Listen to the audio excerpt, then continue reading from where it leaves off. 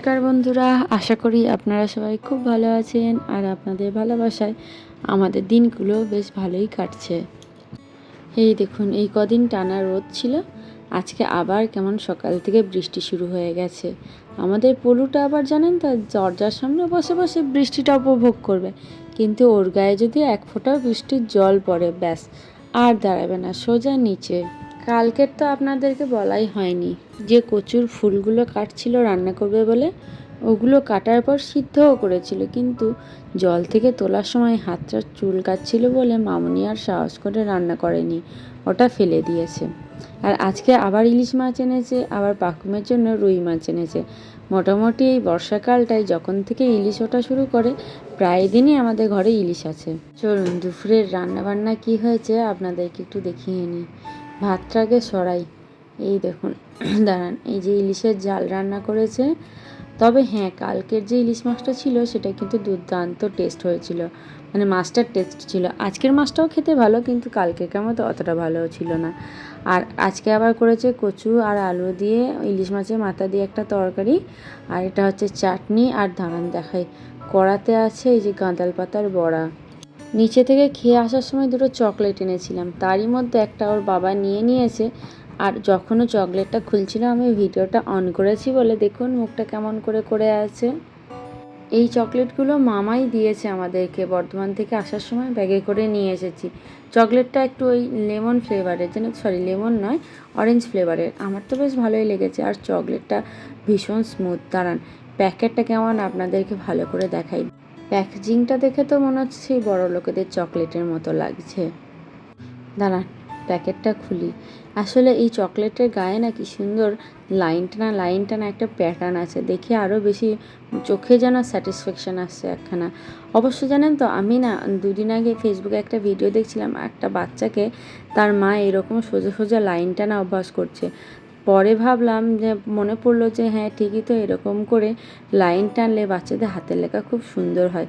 ব্যাস তখনই আমার মাথায় ঢুকে গেছে, পাকুম যখন বড় হবে আমিও সবার প্রথমে আগে ওরকম লাইন টানা অভ্যাস করাবো, তারপরে লেখা শেখাবো। আসলে আমার হাতের লেখাটা আবার খুব যে সুন্দর তা নয়, ওই মোটামুটি সুন্দর তবে বলা যায় না। কিন্তু পাকুমের দাদুর হাতের লেখা যথেষ্ট সুন্দর, আর ওর বাবার হাতের লেখা অনেক সুন্দর। তাই আমারও খুব ইচ্ছা পাকুমের হাতের লেখাও যেন সুন্দর হয়। আপাতত পাকুম যে খাতাটা নিয়ে খেলা করছে ওটা ওর বাবার।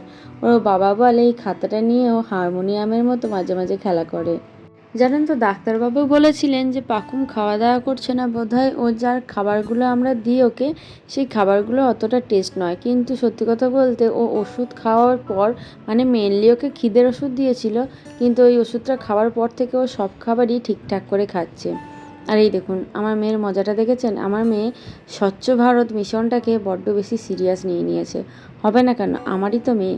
আগে আমি বাইরে চকলেট ফকলেট খেয়ে সেই চকলেটের ব্যাপারটা যেখানে সেখানে না ফেলে ব্যাগে করে নিয়ে আসতাম, আর আমার বোন পরে ব্যাগ থেকে ওই চকলেটগুলো খাপগুলো বার করে কান্নাকাটি করতো যে তুই খাবি যখন আমার জন্য কেন আনবি না, আর যখন আনিস নি প্যাকেটগুলো কেন এনেছিস আমাকে দেখানোর জন্য।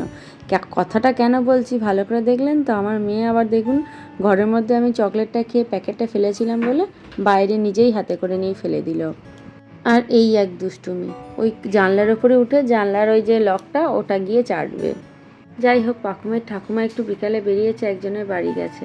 তো মামনি না থাকলে সাধারণত আমি আর চাটা করি না, একার জন্য কি আর চা করতে ভালো লাগে। কিন্তু সন্ধেবেলায় তো একটু খিদে লেগেছিল, তাই একটু ম্যাগি নিয়ে এসেছিলাম খাবো বলে। কিন্তু ম্যাগিটা চাপিয়ে দিয়ে মায়ের সাথে কথা বলতে বলতে ভুলেই গেছিলাম, এসে দেখছি তলাইটা কেমন ম্যাগিটা ধরে গেছে। এমন রাগ হচ্ছিল সেই সময়, মনে হচ্ছিল সবটা ফেলে দিই। আবার দেখলাম বেকার ফেলে দেবো, এতগুলো টাকা নষ্ট হবে। তাই যা হয়েছে তার মধ্যেই কোনো রকমের ম্যাগি মশলাগুলো একটু মিশিয়ে নিয়ে ওটাই খেয়ে নিলাম। খেয়ে তো আর অতটা মন পোষালো না, কেমন একটা পড়া পড়া গন্ধ আসছিলো, কিন্তু ওই কোনো রকমের পেটটাই ভর্তি হলো।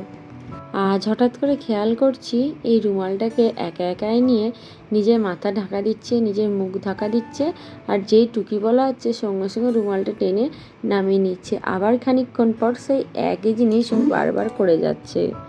আমার তো মাঝে মাঝে অবাকই লাগে, গত বছর এই টাইমে পাকুমটা পিঠুর মধ্যে ছিল, আর এই বছর দেখুন কতটা বড় হয়ে গেছে। তাহলে বন্ধুরা আজকের মতো ভিডিওটা এইটুকুই থাক। যদি ভালো লেগে থাকে তাহলে কিন্তু একটু কমেন্টে জানাবেন, সাথে একটা লাইকও করে দিয়েন। আর আমাদের চ্যানেলে প্রথম এসে থাকলে আমাদের চ্যানেলটা সাবস্ক্রাইব করে আমাদের পাশে থাকার একান্ত অনুরোধ রইল।